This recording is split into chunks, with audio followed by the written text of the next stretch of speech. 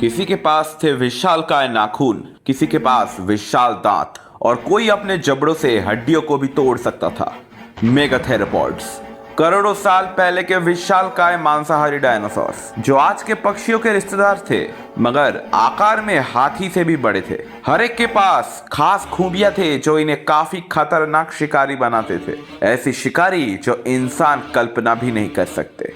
Siberian tiger, Barbary lion, polar bear, ये सभी तो बच्चे हैं मेगाथेरोपॉड्स के सामने। इन सारे विशालकाय शिकारी मेगाथेरोपॉड्स में एक ही ऐसा प्राणी था जो पृथ्वी के इतिहास में सबसे विशालकाय शिकारी हुआ करता था।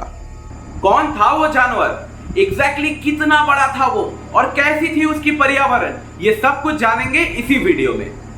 अब थेरोपॉड डायनासोर्स तो बहुत सारे प्रजाति के होते थे, उनमें से मेगाथेरोपॉड्स किनको कहेंगे? यूजुअली मेगाथेरोपॉड्स कहा जाता है थेरोपोडा शाखा के उन डायनासोर्स को जिनका वजन 5000 किलोग्राम यानी कि 5 टन से भी ज्यादा था। हम एक एक करके ऐसे बहुत सारे मेगाथेरोपॉड्स के बारे में जानेंगे और आखिर में जानेंगे कि कौन था इस पृथ्वी का सबसे बड़ा मांसाहारी थेरोपॉड डायनासोर। इसीलिए वीडियो के अंत तक जरूर देखना।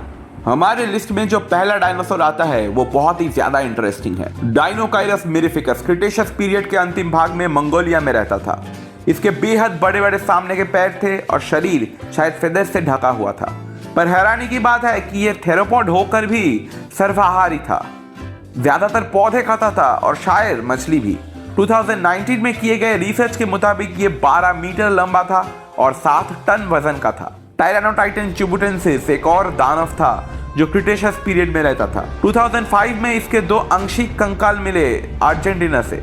इसके पिछले पैर के फीमर हड्डियों से किए गए कैलकुलेशंस के मुताबिक ये करीब 11.5 मीटर लंबा था और वजन में 6 से 7 टन का हो सकता था।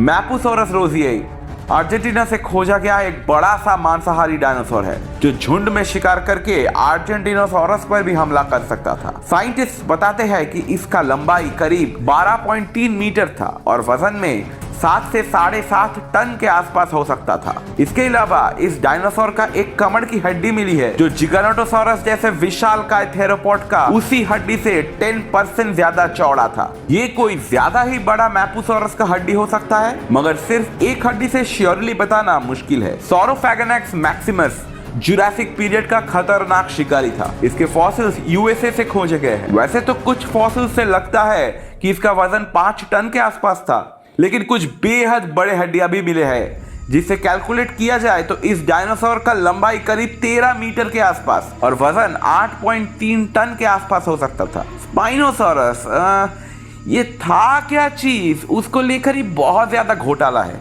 इस घोटाला का कुछ पोर्शन मैंने इस वीडियो में बताया है, आप देख लेना जरूर। एक कंकाल था जो सेकेंड वर्ल्ड वॉर के दौरान नष्ट हो गया था।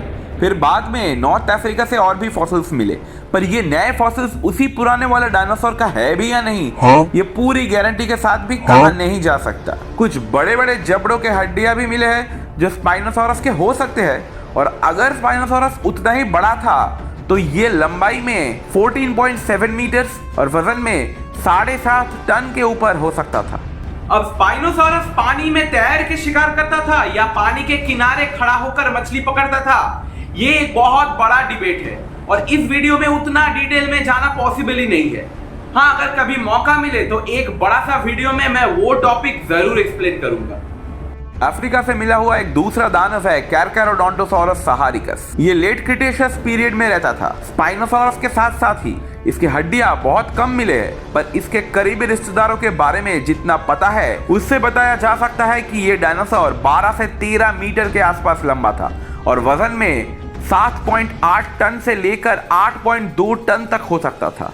और अब आता है दक्षिण अमेरिका से खोजा गया सबसे बड़ा मांसाहारी डायनासोर गिगानोटोसॉरस कैरोलिनियाई। इसके कई सारे अलग अलग फॉसिल्स तो मिले हैं, पर फिर भी इसके बारे में उतना ज्यादा अब भी पता नहीं चला है। गिगानोटोसॉरस का होलोटाइप से किए गए कैलकुलेशंस के मुताबिक ये डायनासोर 12.7 मीटर लंबा और 8.4 टन वजन का था, मगर एक निचला जबड़ा का हड्डी जिसे डेंटरी कहा जाता है वो मिला है, जिससे लगता है कि ये और भी बड़ा करीब 10.2 टन के आसपास हो सकता था।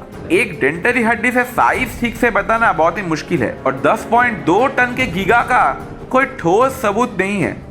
एक पॉपुलर डायनासोर वाला फिल्म है जिसमें एक बहुत ही वाहियात गिगानोटोसॉरस और उसके साथ टी-रेक्स का एक इक्वली वाहियात फाइट सीन दिखाया गया है, और उसके ऊपर मैंने पूरा का पूरा वीडियो बना के रखा है। आप देखेंगे तो मजा आ जाएगा। मजा आया, और मैं ये जो मजा है हिंदुस्तान के हर व्यक्ति को देना चाहता हूं। टायरानोसोरस मैक्रेंसिस जो एक काफी हाल ही में डिस्क्राइब किया गया डायनासोर है, और इसके ऊपर मैंने वीडियो भी बना के रखा है, तो देखना तो जरूर बनता है। टायरानोसोरस का ये प्रजाति टीरेक्स से 50 से 70 लाख साल पहले रहता था नॉर्थ अमेरिका में। आकार में टीरेक्स से तो छोटा ही था, करीब 11.5 से 12 मीटर तक लंबा, और वजन में 7 से 9 टन के आसपास शायद हो सकता था। इससे ज्यादा डिटेल्स जानने के लिए ये वाला वीडियो जरूर देखिए। और आखिरकार डायनासोर्स का शहंशाह टायरानोसोरस रेक्स।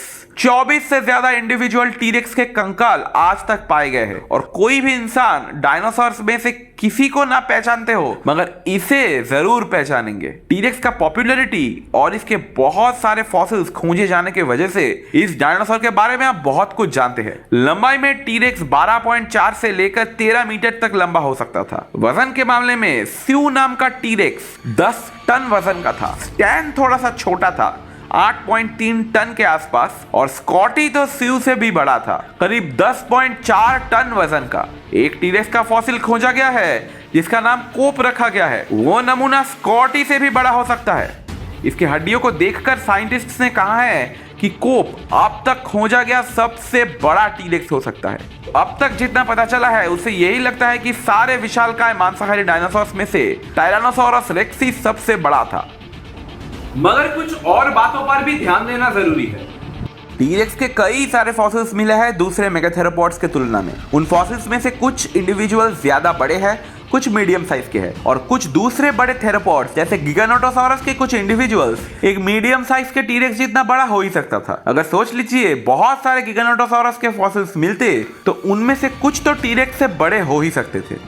तो हम 100% गारंटी के साथ ये भी नहीं कह सकते कि यही सबसे बड़ा थेरोपॉड डायनासोर था और बाकी जो थेरोपॉड डायनासोर थे वो सारे इससे छोटे थे। और अगर पर्यावरण के हिसाब से विचार किया जाए तो ऐसे कई सारे डायनासोर थे जिनमें काफी ज्यादा पोटेंशियल था सबसे बड़ा थेरोपॉड डायनासोर बनने का। और जी नहीं, मैं टीरेक्स की बात बिल्कुल भी नहीं कर रहा हूँ, भले ही वो आज तक का जाना गया सबसे बड़ा मांसाहारी डायनासोर ही क्यों ना हो। जैसे कि स्पाइनोसॉरस जैसा पानी के आसपास रहने वाले डायनासोर का टीरेक्स से भी ज्यादा चांस है सबसे बड़ा मांसाहारी डायनासोर बनने का। नहीं, जुरासिक पार्क 3 जैसा बिल्कुल नहीं। वो स्पाइनोसॉरस गलत था, गलत है और गलत ही रहेगा। स्पाइनोसॉरस पानी में या उसके आसपास रहता था, ज्यादातर मछली ही खाता था, दूसरे मांसाहारियों के साथ खाने के लिए लड़ना भी नहीं पड़ता था, और साइज में काफी बड़े होने की वजह से इसे कोई शिकार भी नहीं कर पाता था। या फिर डायनोकाइरस जैसे अजीबोगरीब थेरोपॉड को ही देख लो, ज्यादातर पौधा खाने की वजह से इसको खाना ढूंढने में ज्यादा परेशानी भी नहीं होती थी और दूसरे मांसाहारियों के साथ कंपटीशन भी नहीं था। बहुत सारे पौधे खाने की वजह से डायनोकाइरस शायद काफी बड़ा भी हो सकता था। पर इसका मतलब ये नहीं है कि डायनोकाइरस या स्पाइनोसॉरस के ऐसे फॉसिल्स मिले हैं जो टीरेक्स से भी ज्यादा बड़े थे। नहीं, ये बस एक अंदाजा है कि ऐसा भी हो सकता है कि टीरेक्स के अलावा कोई दूसरा थेरोपॉड डायनासोर पृथ्वी का सबसे बड़ा थेरोपॉड डायनासोर था। ऐसा हो सकता है। कल अगर किसी नए खोज की वजह से ये साबित हो जाए कि टीरेक्स नहीं कोई दूसरा थेरोपॉड पृथ्वी का सबसे बड़ा थेरोपॉड डायनासोर था, तो मैं जरूर एक दूसरा वीडियो बनाऊंगा उस नए डायनासोर के बारे में आप लोगों को बताने के लिए। इस वीडियो में तो हमने बड़े बड़े थेरोपॉड डायनासोर के बारे में बात की है, लेकिन जो शाकाहारी सौरोपॉड डायनासोर थे वो इनसे भी कई गुना ज्यादा बड़े थे और उनके बारे में मैंने ऑलरेडी एक वीडियो बनाया है, वो वीडियो भी आप जरूर देख लेना। ये वीडियो कैसी लगी वो मुझे कमेंट्स में जरूर बताइए। अगर अच्छी लगी तो लाइक कीजिए, सभी के साथ शेयर करके बताइए उनको कि टीरेक्स था पृथ्वी का सबसे बड़ा मांसाहारी डायनासोर। और प्लीज सब्सक्राइब कर दीजिए ताकि आप ऐसे नए नए वीडियो देख सके और बेल आइकन भी प्रेस कर दीजिए ताकि नए वीडियो आने पर आपको तुरंत नोटिफिकेशन मिल जाए। तो आज के लिए बस इतना ही, फिर मिलते हैं किसी और वीडियो में। Bye bye.